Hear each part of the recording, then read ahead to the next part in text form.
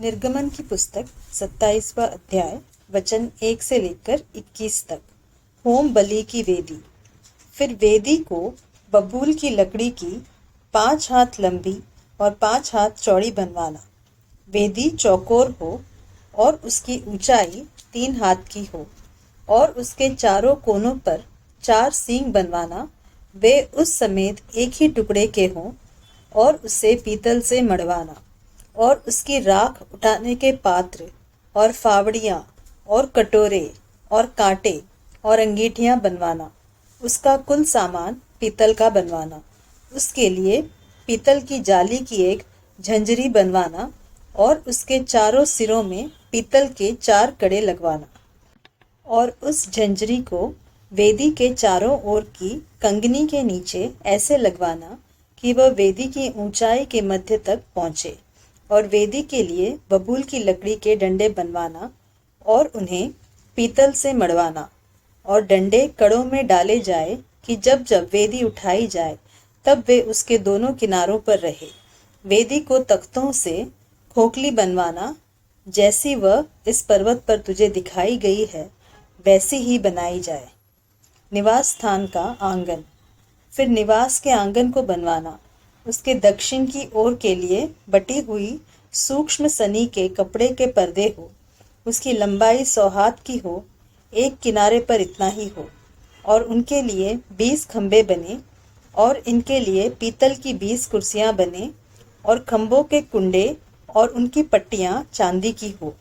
और उसी प्रकार आंगन के उत्तर की ओर की लंबाई में भी 100 हाथ लंबे पर्दे हो और उनके लिए भी 20 खंबे और इनके लिए भी पीतल के 20 खाने हो और उन खंभों के कुंडे और पट्टियां चांदी की हो। फिर आंगन की चौड़ाई में पश्चिम की ओर 50 हाथ के पर्दे हो, उनके लिए खंभे 10 और खाने भी 10 हो। पूरब की ओर आंगन की चौड़ाई 50 हाथ की हो।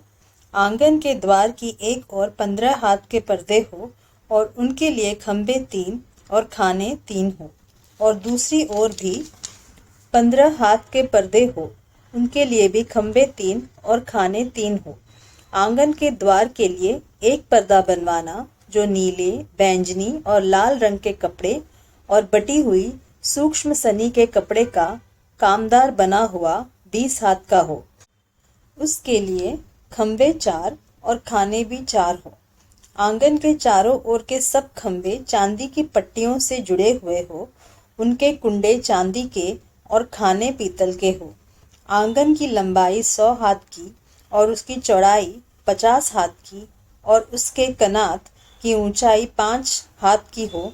उसकी कनात बटी हुई सूक्ष्म सनी के कपड़े की बने और खंभों के खाने पीतल के हो। निवास स्थान के भांति भांति के बर्तन और सब सामान और उसके सब खूंटे और आंगन के भी सब खूंटे पीतल ही के हो। दीपक की देखरेख।